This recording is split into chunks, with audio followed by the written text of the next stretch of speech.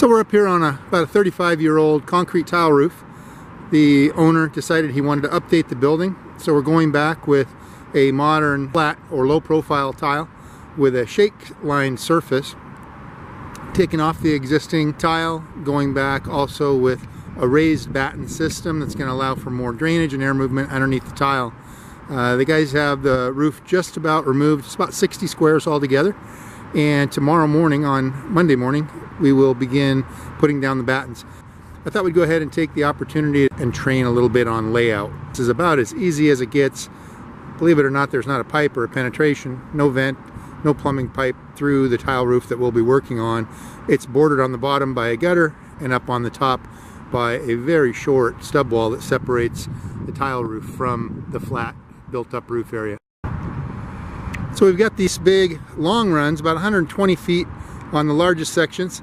Then they come over, there's 5 hips on the building, and they come into some shorter sections. One of our goals, in addition to having proper layout, is by making sure that our lines come out, our butt edges of the tile come out identical on each side, and we get that nice crisp look that the owner's looking for.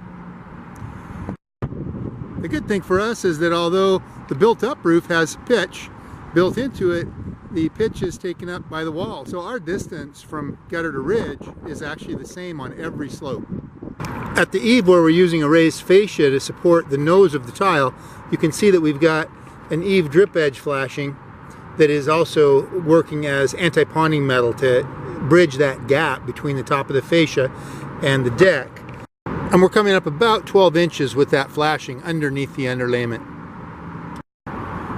Whenever we begin a layout, the first 2 things we have to consider is where is our first row going to set and where is our top row going to set. So how far up the roof do we want that first line to be chalked? The first thing we're going to determine here is that we're using battens. So that line that we chalk, that first row, is going to be where our batten's going to sit, and we know that the lug of the tile is going to sit above that.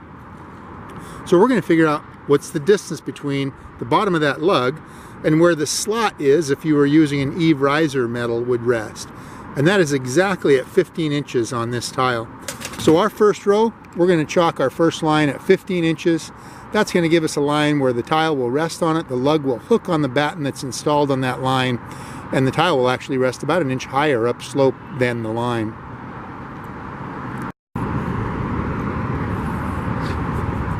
In our climate, we like to use some of the red chalk, and we'll put a little bit of water in the chalk line. And once the line is wet, we'll snap nice clean lines, and then the lines will stay there. In our climate, if we get rain or dew, they'll disappear.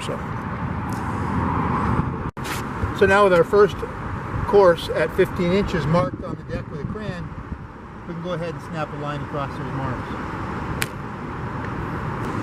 Once we have that first line snapped, we can go ahead and fasten the batten along that first row.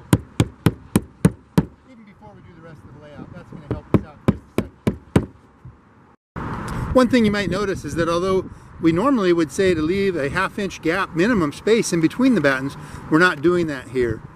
And that's because it's not necessary. The entire batten is raised up above the deck, so we don't have that same concern about water being able to get off of the roof.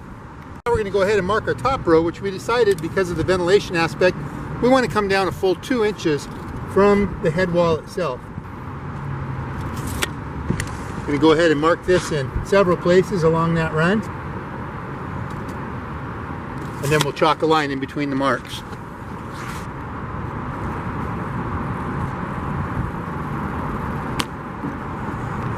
That's not very common for people to use water in their chalk line with the oxide. That little bit of water in there just leaves you a nice crisp sharp line without all the powder all over the roof.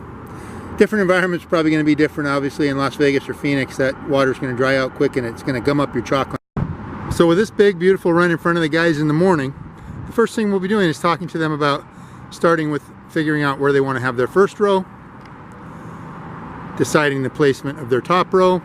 We already know what that's going to be. We're going to be at 15 at the eave on this with this tile, and up here at this head wall, because of a venting detail, we're going to be down 2 inches from the head wall. At that point, our job is to lay out the distance between the top of that first row and the top of that top row. And that's what we're going to do right now. Although it's not required, our goal on this job is to have these hips in perfect alignment. There's no reason why we can't do that on this roof. So we want every row to be the same in exposure. So how are we going to figure that out? We've got a maximum 14-inch exposure with this tile. One way to figure out the number of rows would be to look at the total number of inches and plug it into the layout chart of the manual, and that would tell you how far apart each batten should be. In this case, we've got 137.5 inches. That's going to tell us that our exposure will be right at about 13 3/4 of an inch.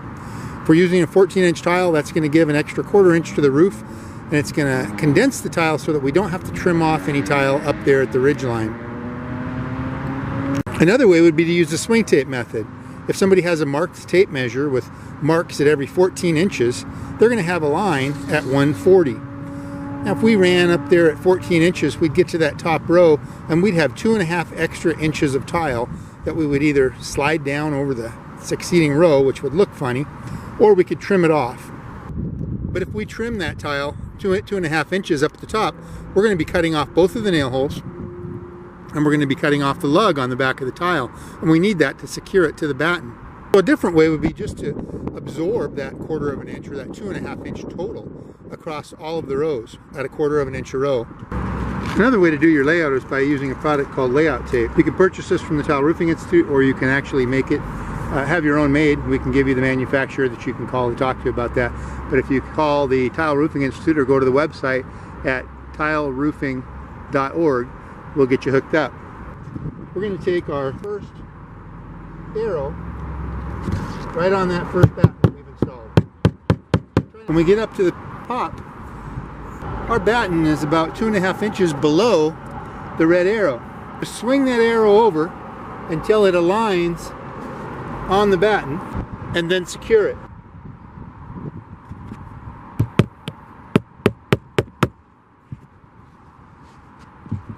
Now I'm going to put one additional fastener in the middle of the run to secure the tape in the wind.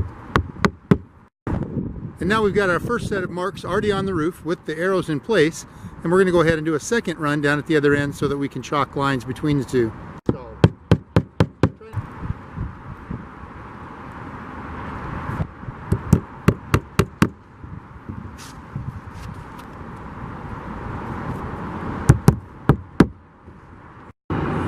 So just to recap those 3 steps of layout, we determine where we want our first row, which the roofer gets to decide based on the type of tile that he's using and the type of eave detail that he's going to have. The roofer determines where his top row is going to go based on what type of a ridge detail or head wall detail or venting pattern that he's got. And then he lays out the area in between those 2 locations. This is as simple as it gets. 2 things I want to show you. Number one, you can see that the first 2 lines of layout tape I've run parallel, and the 3rd line I have run counter to that. And that's okay. It's the same distance, it's still the same geometry. We're going to have the same distance in between those rows.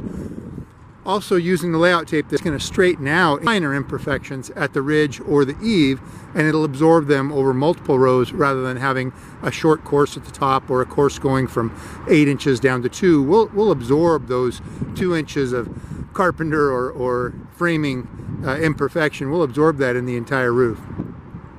Every roof's different. This is about as easy as it gets, but hopefully it gives you an idea of how layout can be done using swing tape, using your mark tape measure, or actually using the layout tape.